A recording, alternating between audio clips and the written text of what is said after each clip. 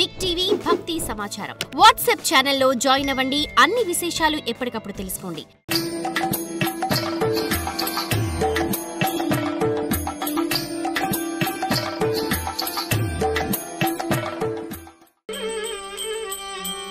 सर्वसंपत्कर सौम्यो महापातकनाशनः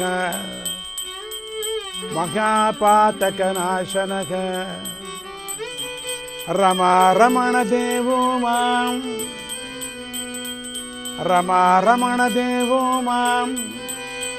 संरक्षतु हरिः सदा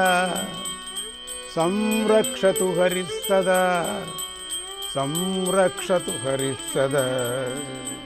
ప్రతి మానవుడికి ఈ జన్మలో కలిగే సంస్కారాలన్నీ వెనుకటి జన్మల కర్మల మీదే ఆధారపడి ఉంటాయి.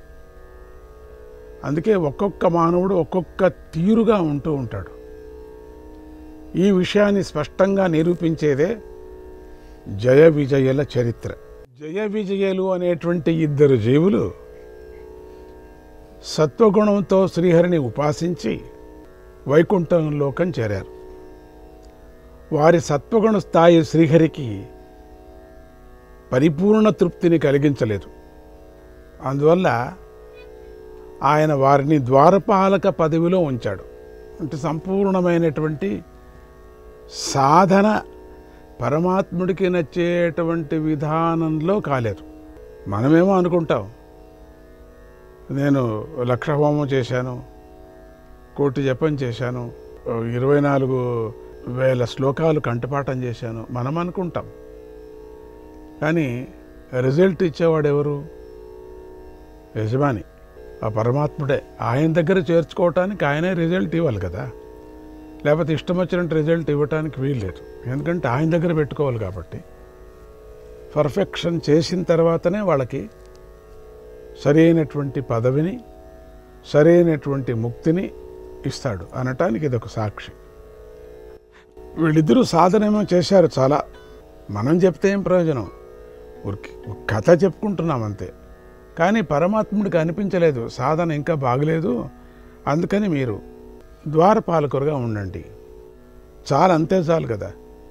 శ్రీహరి భవనానికి వారు పశ్చిమ ద్వారపాలకులుగా ఉండేవారు. ఒక రోజున సనాతనమైనటువంటి మహర్షులైనటువంటి సనక, సనందన, సనత్కుమార, సనత్సుజాతులు అనేటువంటి మహర్షులు ఆ ద్వారం దగ్గరికి వచ్చారు. బ్రహ్మమానస పుత్రులు వీళ్ళు ప్రపంచం సృష్టికర్తకు, సృష్టికి తోడ్పడతారనే దృష్టితో వీళ్లను బ్రహ్మమానస పుత్రులు బ్రహ్మ సృష్టించాడు. కానీ వీళ్ళు వైరాగ్యంతో వెళ్ళిపోయారు కాబట్టి వాళ్ళతో కూడా ప్రయోజనం కాలేదు. అది ఆ కథ అట్లా ఉంటుంది. ఆ విధంగా ఈ నలుగురు ఎప్పుడూ కూడా 7 సంవత్సరాల పిల్లవాళ్ళలాగానే ఉంటారు. వీళ్ళి కుమార చతుష్టయ అంటారు వీళ్ళను. ఉత్తములైన తపస్సులు ఎదుటి వారిని చూసినప్పుడు వారి ఆకారాన్ని గుర్తుపట్టరు. వారి యొక్క అంతర్దృష్టిలో ఎదుట వారి యొక్క సత్వగుణ స్థాయి, తపస్సు యొక్క స్థాయి ఏ ఎత్తులో ఉన్నాయో తెలుస్తాయి. దాన్ని బట్టి ఎదుటి వారిని గౌరవిస్తారు. ఇది మామూలుగా తపస్సుల యొక్క పద్ధతి. పశ్చిమ ద్వారం దగ్గర ఉన్నటువంటి జయ విజయులు కూడా తపస్సు చేసిన వారే కదా. కానీ వారికి సనకాదుల ఉత్తమ స్థితిని గుర్తుపట్టడం చేత కాలేదు. ఉత్తమమైనటువంటి స్థితికి వెళ్ళినటువంటి వాళ్ళు తక్కువ సాధన చేసినటువంటి వాళ్లకు గుర్తుపట్టలేరు. అట్లనే వీళ్ళకన్నా తక్కువ సాధన చేసే వాళ్ళని గుర్తుపడతారు. వీళ్ళు పెద్దవాళ్ళని గుర్తుపట్టలేకపోయారు. ఎందుకంటే వారి దగ్గర ఉండే సూచన పుస్తకాలలో మంచి దుస్తులు వేసుకున్న వారిని, తగన వయస్సులో ఉన్నవారిని మాత్రమే ప్రభువుల దర్శనానికి లోపలికి పంపవలే అని వ్రాసింది. అట్లనే జయ విజయులకు ఈ వాక్యం ఒక్కటే పట్టింది. కానీ వచ్చిన వారెవరు, ఎలాంటి వారు, ఎంతటి వారు అనేటువంటి విషయం మాత్రం వారికి పట్టలేదు. ఎందుకంటే చిన్నపిల్లలు, పెద్దవాళ్ళ లోపల వెళ్ళాలి కానీ చిన్నపిల్లలు వెళ్ళకూడదు, ఒక పాయింట్. రెండవది వీళ్ళు దిగంబరులు. ప్రభు దగ్గర దిగంబరులు ఏమిటి పంపించటం? 2. ఇట్లా చిన్నపిల్లలు, వాళ్ళకేమీ తెలియదు ఒకటి, మరి దుస్తులు కూడా వేసుకోలేదు. రెండవది 7 సంవత్సరాలే వీళ్ళకి, అంత ఎన్నేళ్ళు తపస్సు చేశారో అని చెప్పడానికి కూడా వీలు లేదు. ఎన్ని రోజులైనా 7 ఏళ్ళుగానే ఉంటారు, ఎన్నేళ్ళు అయినప్పటికి కూడా వీళ్ళు. ఇది వీళ్ళకి తెలియదు కదా. అందుకని వీళ్ళు నలుగురిని కూడా లోపలికి పంపించలేదు. దానికి తోడు వచ్చినటువంటి ఈ సనకాదులు ఈ జయ విజయుల అనుమతి అడుక్కోకుండా సొంత ఇంట్లోకి పోయినట్లుగా లోపలికి కూడా పోతున్నారు. వీళ్ళనేం అడగటం, వాళ్ళ సొంత ఇంటికి, వాళ్ళ నాన్న దగ్గరికి, వాళ్ళ తాత దగ్గరికి, వాళ్ళ పితామహ దగ్గరికి వెళ్ళినట్టుగా అట్లా వెళుతున్నారు. తాత ఇంటికి వెళ్ళటానికి అనుమతి ఎందుకు అని వెళ్ళిపోతున్నారు లోపలికి. బట్టలు కట్టుకోవటం కూడా చేతగాని పసి కుంకలు ఎవరో లోపలికి చొరబడుతున్నారని జయ విజయులకు తోచింది. ఎవరో కుంకలు అనుకున్నారు. కుంకలంటే ఆట ఆడేటువంటి పిల్లలు, ఒక చేష్ట చేసేటువంటి పిల్లలు, పిల్ల కుంకలు అంటామే అట్లా. పిల్ల కుక్కలు వేరే, పిల్ల కుంకలు వేరే. అందుకని వాళ్ళని వెళ్ళి పట్టుకున్నారు. దాంతో వారిలో అంతర్గతంగా ఉన్న రజోగుణం పైకి లేచింది, సత్వగుణాన్ని క్రిందకి తోసేసింది ఆ నలుగురికి కూడా. అందువల్ల వారు వెనక ముందు చూడకుండా ఆ పిల్లలను అడ్డుకున్నారు. ఈ ద్వారపాలకులు వెళ్ళి అడ్డుకున్నారు. అంతకుముందు ద్వారపాలకులు ఎవరూ కూడా సనకాదుల పట్ల ఎలా ప్రవర్తించి ఉండలేదు, ఎప్పుడూ అట్లా చేయలేదు. అందువల్ల వారు ఆశ్చర్యపోయి వీరు వంక తేరిపార చూశారు ఒక్కసారి. ఆ ద్వారపాలకుల్లో వారికి రజోగుణమే స్పష్టంగా కనిపించింది. దాంతో సనకాదులకు ప్రస్ఫుటంగా ఒక విషయం అర్థమైపోయింది, వీరిలో సత్వగుణ స్థాయి సరిగా లేదు. అందువల్ల ఇతర గుణాలు సత్వగుణాన్ని జయించగలుగుతున్నాయి. అందుకే శ్రీహరి వీరిని ప్రక్షాళన చేసి శుద్ధ సత్వమూర్తులుగా తీర్చిదిద్ది ఈ ద్వారపాలక స్థాయి నుంచి తనలో లీనమయ్యే స్థితికి తెచ్చుకుందామని సంకల్పిస్తున్నాడు. పరమాత్ముడి యొక్క లీల. వీళ్ళని ఇంకా సత్వగుణ సంపన్నులుగా చేయాలా అనేది ఒకటి, వీళ్ళలో సాధన ఇంకా చేరలేదు అని ఒకటి, తొందరగా దగ్గరికి తీసుకోవాలా అనేది ఒకటి ప్రభువుకు ఉన్నట్టుంది. అందుకని వీళ్ళకి ఈ సత్వగుణం కిందపై రజోగుణము తమో గుణాలతో బయట వీళ్ళు కోప్పడుతున్నారు, మమ్మల్ని అడ్డుకుంటున్నారు. అందుకే తమ ఎదుట ఈ సన్నివేశం కల్పించాడు, పరమాత్ముడే ఈ సన్నివేశాన్ని కల్పించాడు అని సనకాదులు ఈ విషయాన్ని అర్థం చేసుకుని శ్రీహరి కరుణాబుద్ధికి దూరదృష్టికి ఆనందపడి, ముందు జరిగేది తెలుసు కదా వీళ్ళకు, ఆయన సంకల్పాలకు అనుగుణంగానే ప్రవర్తించాలని నిశ్చయించుకున్నారు. ఇది పరమాత్ముడి యొక్క ఆజ్ఞ కదా. అందుకని ఆయన మాట ప్రకారంగానే మేము వెళతాం. వెంటనే మునులు ఉగ్రులై కావలసిగా పరమాత్ముడి ఆజ్ఞతో ద్వారపాలకులతో ఇలా అన్నారు, ఓరి మూర్ఖులారా, వైకుంఠం అంటే సత్వగుణానికి స్థానం. మీరు రజోగుణం వల్ల మమ్మల్ని గుర్తించలేక మమ్మల్ని అవమానించారు. కనుక మీరు తమోగుణ ప్రధానులైన రాక్షసులే జన్మించండి అని చెప్పించారు. అది జయ విజయుల కథ. ఈ శాపంతో ద్వారపాలకులకు అప్పుడు తెలివి వచ్చింది. దాంతో ఎదుటివారు ఎవరో ఎంతటి వారు అని అర్థమైంది. సనాతన మహర్షులని తెలిసిపోయింది. వాళ్ళు సనాతనం బ్రహ్మ పుట్టినప్పుడే పుట్టారేమో అట్లా ఉన్నారు వాళ్ళు. వెంటనే వారు మునుల కాళ్లపై పడి శాప నివారణోపాయం చెప్పమని ప్రార్థించారు. మీరు శపించారు, మాకు నివారణోపాయం చెప్పండి. మునులు, ఓ ద్వారపాలకులారా, మా శాపానికి తిరుగులేదు. మీరు 7 జన్మలు దేవతా జన్మలెత్తి స్వర్గ సుఖాలను అనుభవించి వైకుంఠానికి తిరిగి వస్తారా, లేక 3 జన్మలు రాక్షస జన్మలెత్తి వైకుంఠానికి తిరిగి వస్తారా? మీరే తేల్చుకోండి అన్నారు. మీరిప్పుడు అనుకోండి, ఎన్ని జన్మలు కావాలా, 7 కావాలా 3 కావాలా? అప్పుడు జయ విజయులకు అప్పటికే బుద్ధి వచ్చింది. వారు చెప్తున్నారు, ఓ మహర్షులారా, స్వర్గభోగాలలో పడితే ఎన్ని జన్మలకు బయటపడతామో ఆ దేవుడికే తెలియాలి. 7 జన్మలు మీరు అంటారు, మేమే ఇరకపోతాం కదా. 7 జన్మలు అయిన తర్వాత మళ్ళీ ఇరకపోతాం కదా మేము. స్వర్గ సుఖభోగాలు కదా అవి. అందుకని మళ్ళీ జన్మలు ఎత్తేతటకు చేసుకుంటాయి. అది చైన్ లింక్, అది అంతే, ఇంకా అట్లా అయిపోతుంటుంది. అది ఎప్పటికీ బ్రేక్ కాదు అది. అందుకని ఆ దేవుడికే తెలియాలి. అయినా మేము 7 జన్మల పాటు శ్రీహరికి దూరంగా ఉండలేం. పరమాత్ముడిని మేము చూడలేక ఉండలేం. కనుక ఈ పాపిట్టి జన్మలైనా సరే, శ్రీహరిని ద్వేషించే జన్మలైనా సరే, మాకు 3 జన్మలే చాలు. 3 జన్మలు చాలు మాకు. అంత తొందరగా మేము వచ్చేస్తాం ఇక్కడికి. మేము ఇక్కడ వదిలి ఉండలేం. మేము త్వరగా శ్రీహరిని చేరేటట్టు అనుగ్రహించండి అని కోరారు. అలా కోరడం వల్ల వారు మొదటి జన్మలో హిరణ్యాక్ష హిరణ్యకశిపులుగాను, 2వ జన్మలో రావణ కుంభకర్ణులుగాను, 3వ జన్మలో శిశుపాల దంతభక్తులుగాను జన్మించారు. దీనివల్ల మనకేం తెలుస్తుందంటే, శ్రీహరికి ప్రేమ కానీ ద్వేషం కానీ రెండూ లేవు.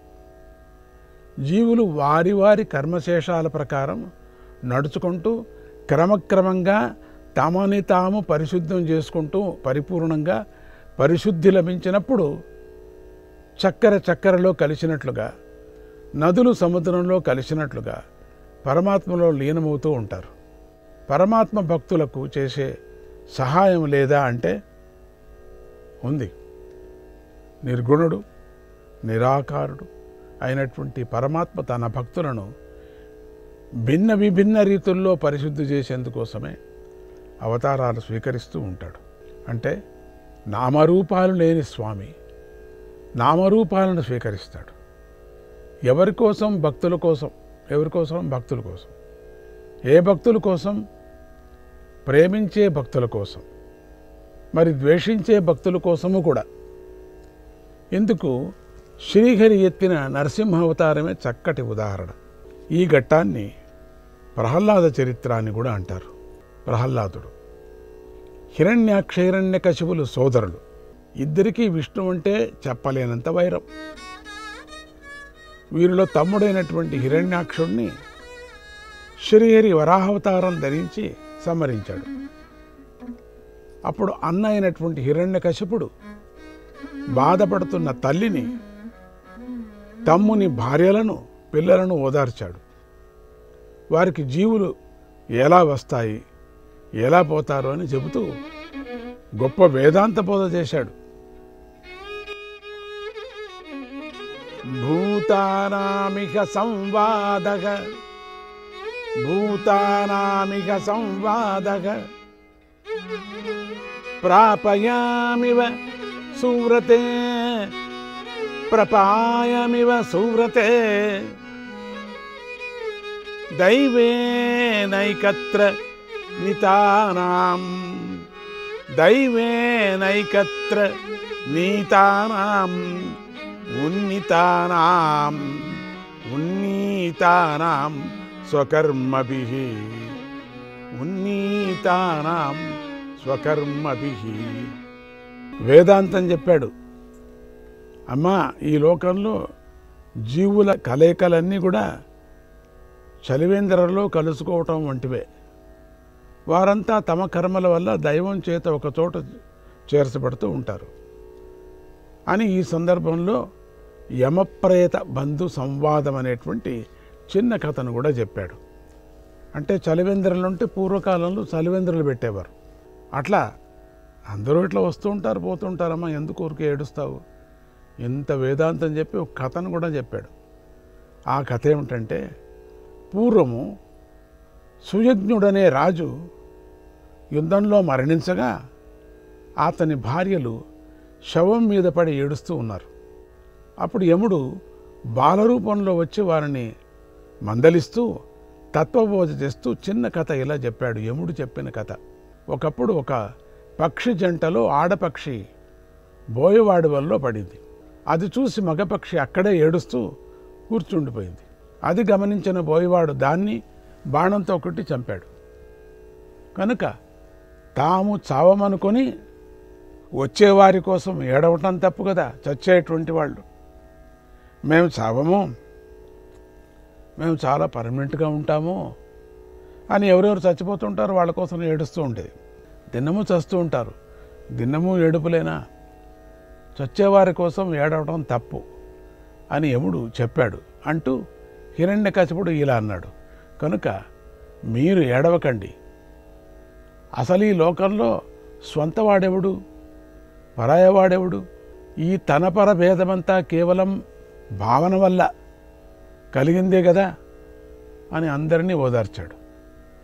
అదే బుద్ధి కొనా వరకు ఉంటే బాగుండు. లేదు, హిరణ్యకశిపుడు ఈ వేదాంత బోధనైతే పెద్ద ఎత్తులో చేశాడు, కానీ తనకు మాత్రం అన్వయించుకోలేదు. తాను మాత్రం శ్రీహరి మీద పగబట్టి బ్రహ్మ గురించి ఘోర తపస్సు చేశాడు. బ్రహ్మ అంటే బోడా శంకరుడిలాగా బ్రహ్మ తథాస్తు అనటం పని అంతే. ఆ సమయానికి హిరణ్యకశిపుడి భార్య గర్భవతిగా ఉంది. ఇంద్రుడికి హిరణ్యకశిపుడు తపస్సులో ఉన్నాడని తెలిసి వెంటనే అతడి రాజ్యం మీదకు దండెత్తి అతడి భార్య లీలావతిని అపహరించి ఎత్తుకుపోయాడు. ఆమె విలపిస్తూ ఉండగా దారిలో నారదముని కనిపించాడు. ఓ ఇంద్ర, ఇది మంచి పని కాదయ్యా, నువ్వు చేయవలసిన పని కాదు అన్నాడు. అది ఇంద్రుడు నువ్వే చేయాలనా? అప్పుడు ఇంద్రుడు, ఓ మునీంద్ర, ఈమె ప్రసవించినాక రాక్షసపుత్రుణ్ణి సంహరించి ఈమెను వదిలేస్తానన్నాడు. అప్పుడు నారద మహర్షి, ఇంద్ర, ఈమె గర్భంలో ఉన్నది మామూలు వాడు కాదయ్యా, రాక్షసుడు కాదు, గొప్ప శ్రీహరి భక్తుడున్నాడు, కనుక ఈమెను వదులు అన్నాడు. ఈ గర్భంలో ఉండేది సామాన్యమైనటువంటిది గర్భం కాదు, ఇది పరమాత్ముడు యొక్క భక్తుడు, శ్రీహరి భక్తుడు. ఇంద్రుడు మహర్షి మాటను పాటించి ఆమె విడిచిపెట్టాడు. సరే, నువ్వు చెప్తున్నా, వదిలేస్తున్నాను. ఆమె పేరు లీలావతి. నారద మహర్షి ఆమెను తనతో తీసుకువెళ్ళి తన ఆశ్రమంలో ఆశ్రయమిచ్చి రక్షించసాగాడు. ఓంకార బీజ సహితం నమయుత్యుధీర్ణం, ఓంకార బీజ సహితం నమయుత్యుధీర్ణం, నారాయణాయ పదభాసుర, నారాయణాయ పదభాసుర ముజ్వలార్థం ముజ్వలార్ణం,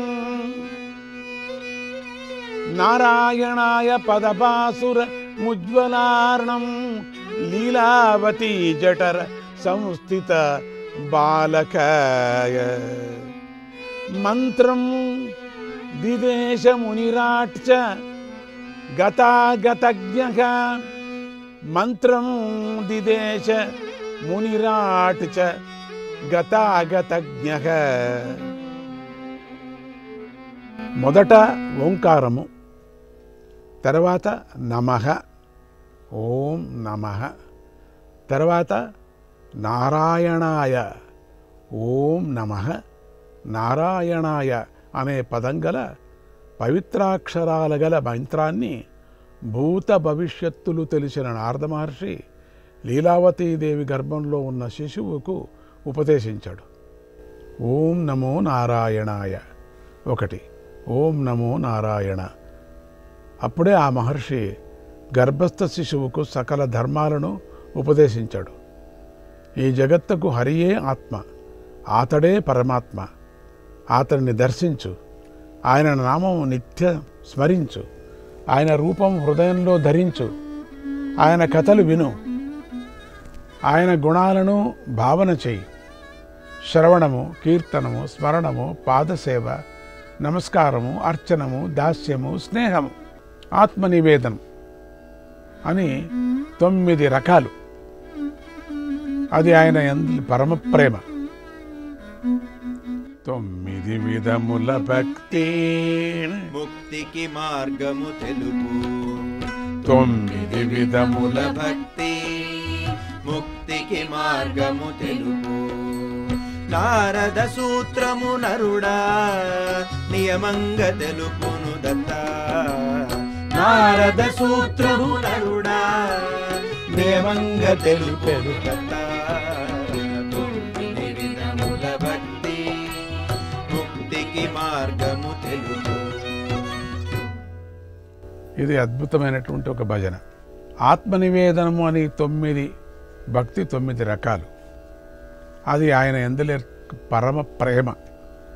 ఆ భక్తిని వరించు. నేను నాది అనే తప్పుడు పట్టుదలను వదులు. పతనం కలిగించే గ్రహాన్ని, కుటుంబ ప్రీతిని దూరంగా వదులు. విష్ణువును భజించు వత్స. వీడు పరాయివాడని, వీడు స్వంతవాడని బుద్ధిభేదాన్ని ఎవరు కలిగిస్తున్నారో ఆమెయే మాయ.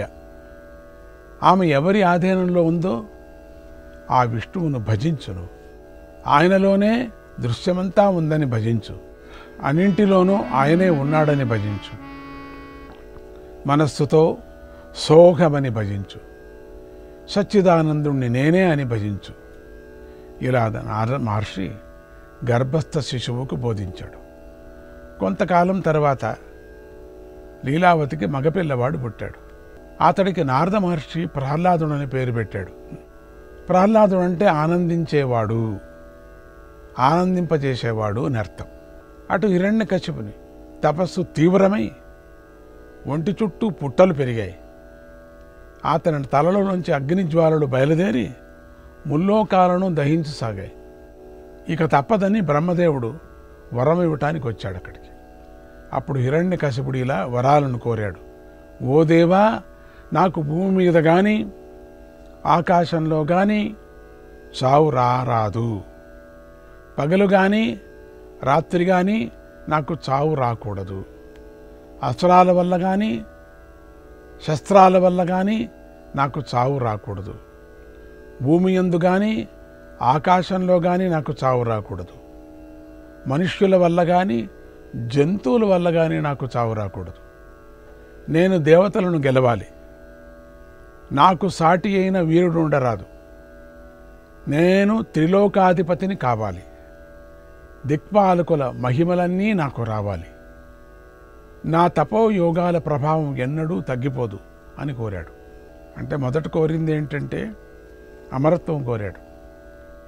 అప్పుడు బ్రహ్మ అన్నాడు, ఇది కుదరదయ్యా, అమరత్వం ఎన్ని సంవత్సరాలు నువ్వు 20,000 సంవత్సరాలు ఉన్నప్పటికి కూడా నువ్వు వెళ్ళిపోవలసిందే అన్నప్పుడు ఈ తిరకాసం పెట్టి ఇట్లా కోరాడు, దేనికి నేను మరణించకూడదు అని. బ్రహ్మదేవుడు ఈ వరాలన్నిటినీ ఇచ్చి, నాయన మంచి బుద్ధిమంతుడిగా ఉండు అని బోధించి వెళ్ళిపోయాడు.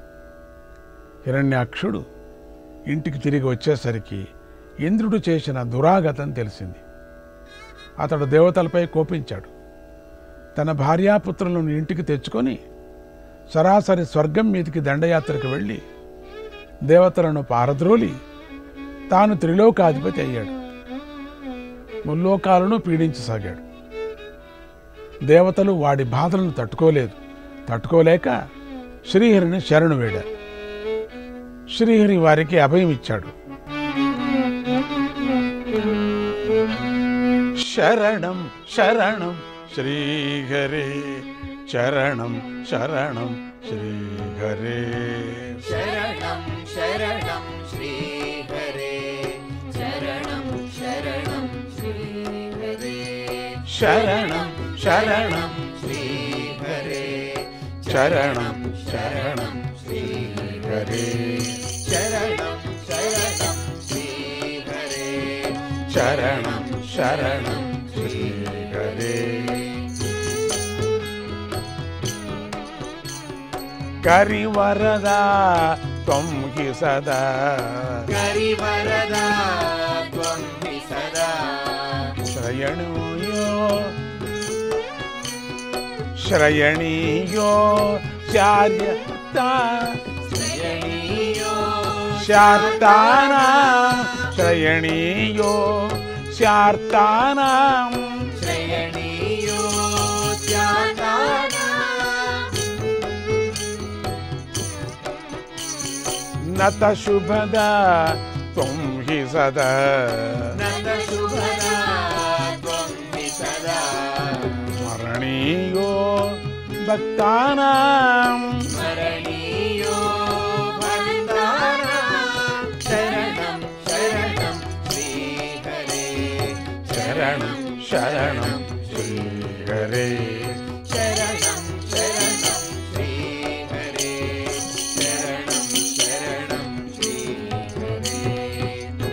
లబ్ధవరో ధనుజోయం లబ్ధవరో ధనుజోయం బహువేత్తాప్య సదాత్మా బహువేత్తాప్య సదాత్మా బహువేత్తాప్య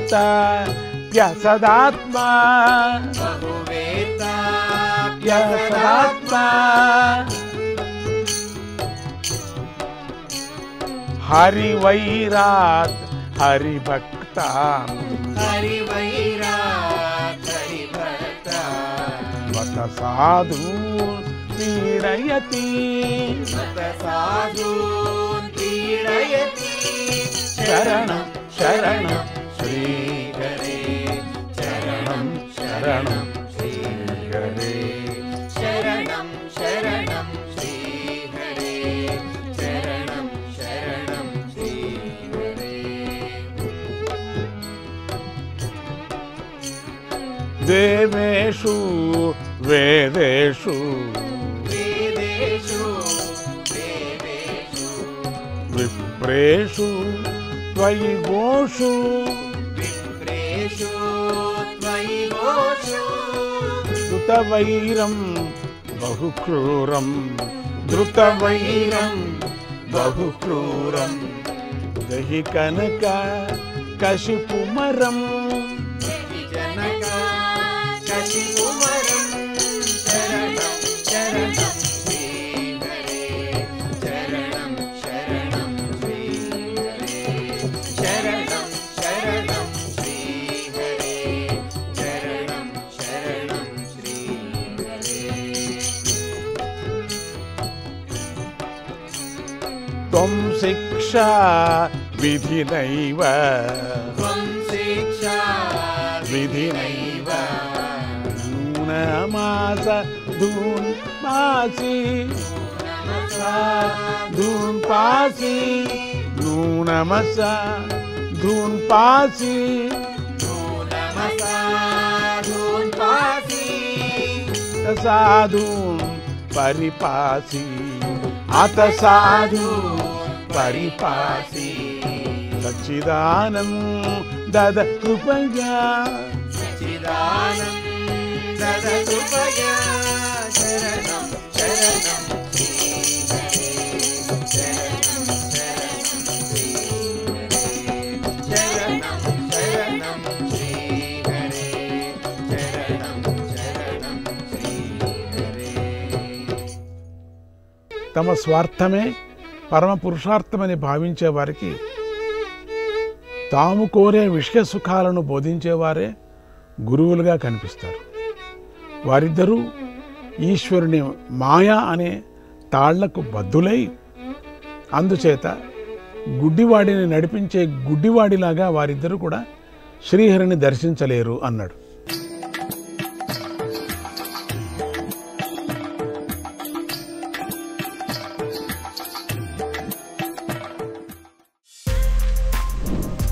For more videos like this, subscribe Big TV channel.